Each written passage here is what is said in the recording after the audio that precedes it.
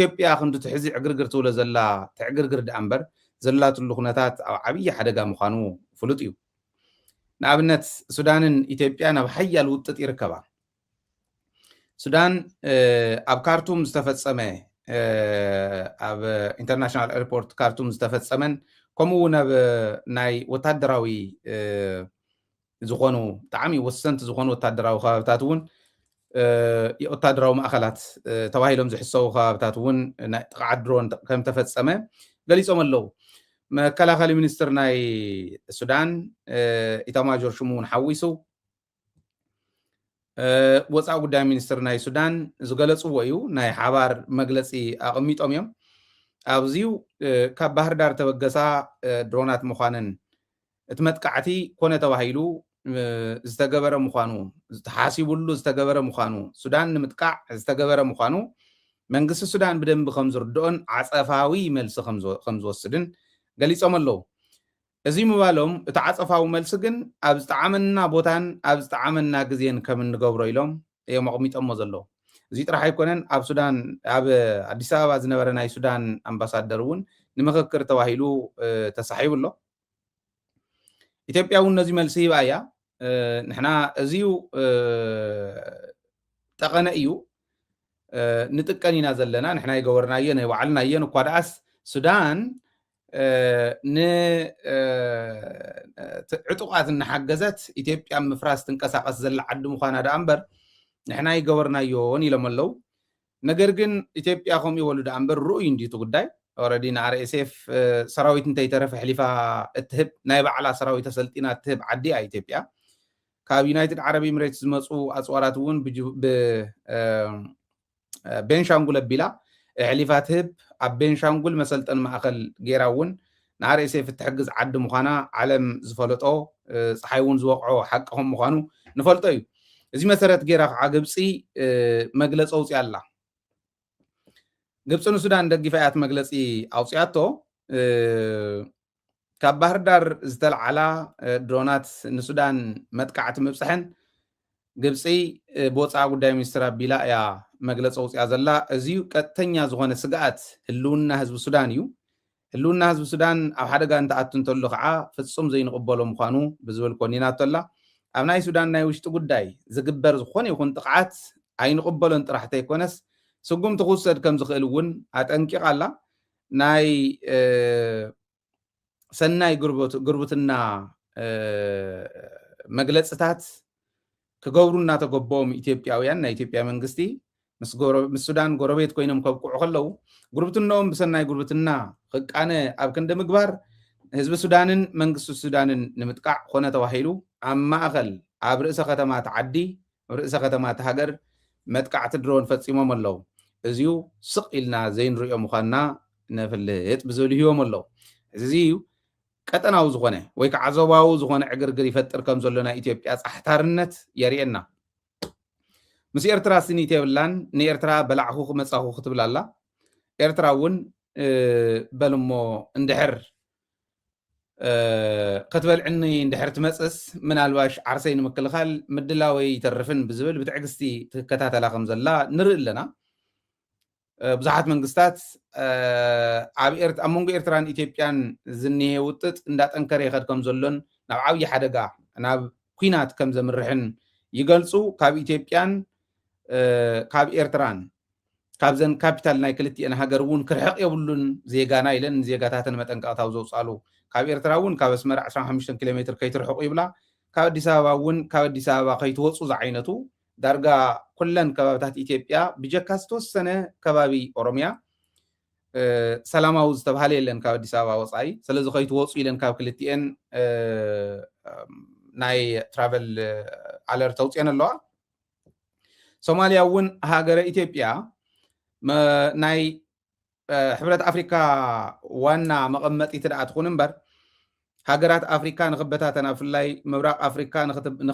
ንኽበታተና ሃገራት ምብራቅ ኣፍሪካ ንኽበታተና ለይትን ቀትርን ትሰርሕ ዘላ ሃገር ምዃና ኢትዮጵያ ናይ ሶማልያ መንግስቲ ይገልጽ ህልውና ሶማልያ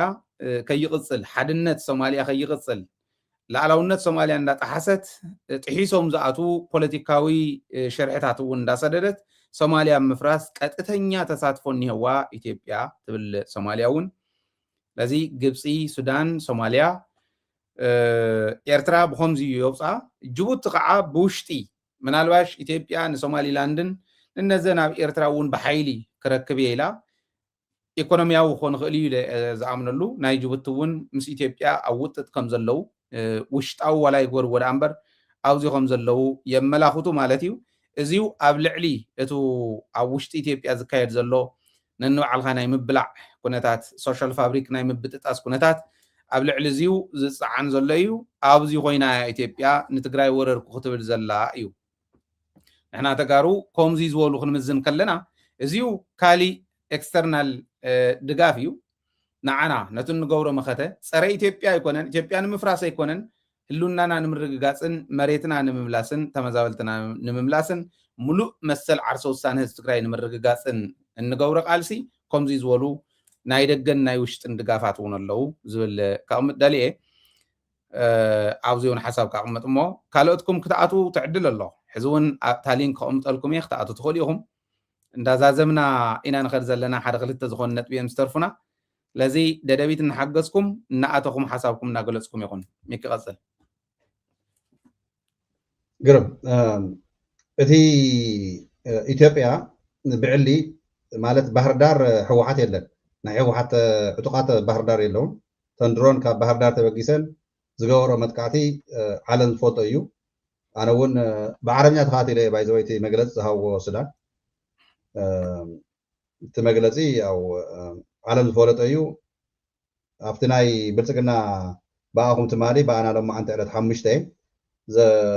ዝለቐቆ መግለፂ ከዓ ነሎ እዩ ኣይገበርናዮ ንሕና ኢሉስ ንእሽተይ እውን ኣይቀፀልን እኮ ሕልፍ ኢሉ ከዓስ ቲፒኤልኤፍ ኢሉ ጀሚሩ ተዓንቶ ከም ምክለባት ይነውሕሎ ዘበለኒ እውን ራዕዲ ዘሎሲ ኣብ ኣዲስ ኣበባ እዩ ምክንያቱ ትደብዳቤስ ቀፂሉስ ቲፒኤልኤፍ እናበለስ መርሰነሪ ከዓ እዩ ዝብሎም ኣርሚ ሰብዓ እዩ እዚኣቶም በቃ ሱዳን ናይ ሕወሓት ዕጡቃትን ካልኦትን ትዕጥቕ ዘላ ወዚያታ ደብዳቤ ዝገርመካስ ኣብታ ናይ መጀመርታ ዝኒሃ መስመር ትሕት ምስ በለትስ ቲፒኤልኤፍ ኢላ መርሰነሪስ ናይ ቲፒኤልኤፍ ቫይሌሽን ዝገበሩ እናበለ እዩ ዝቐፅለልካ እዚ እንታይ እዩ ናይ ዓቕሊ ፅበት ኢትዮጵያ ኣብ ናይ ሱዳን ብድሮን ታርጌት ገይራ ምውቃዕ ማለት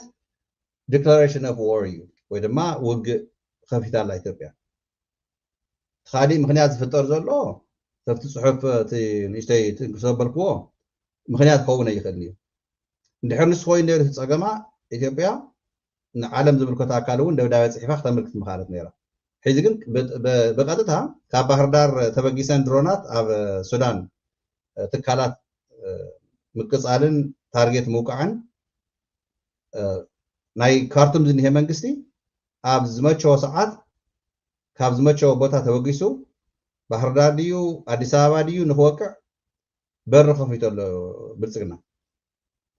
ዝኾነ ኢንፍራስትራክቸር ዝኾነ ሃፍተ ገነት ኣብ ኣዲስ ኣበባ ዘሎ ይኹን ኣብ ካሊእ ኣይኖ ሓደ ግዜ እንታይ ይበሃልስ ናይ ዓለም ሕጊ ስለ ዘሎሲ በቃ ካፒታል ሲቲ ሰይውቃዕኒ ብቲ ናይ ቀደም ሕጊ ሎሚ ግን ንሪኦ ኣለና መን ኣሎ ሓይሊ ዘለዎ እዩ ዝስዕር ሓይሊ ዘለዎ እዩ ዓለም እውን ቆላ ሓይሊ ዘዛርቦን ዝርአየና እዚኡ ያው ኢትዮጵያ ትኸዶ ዘላ መገዲ ወይ ድማ ብብልፅግና ዝምራሕ ዘሎ ስርዓት ናይ ኢትዮጵያ እንታይ ዓይነት ሓደጋ ይኸይድ ከም ዘሎ ግልፅና ግልፂ እዩ ንዓይ እቲ ናይ ሳዕብየን እቲ ራዕድታት ኢንተርናሽናል ኮሚኒቲ ወይ ድማ ሓደ ሓደ ሃገራት ዘይገአን ከም ድልዮት ከይንቀሳቐስ በተለይ ኢትዮጵያ ዋላ ናብ ኦሮምያ እውን ኩሒዚ ካብ ከተማ ኣዲስ ኣበባ ወፂኻስ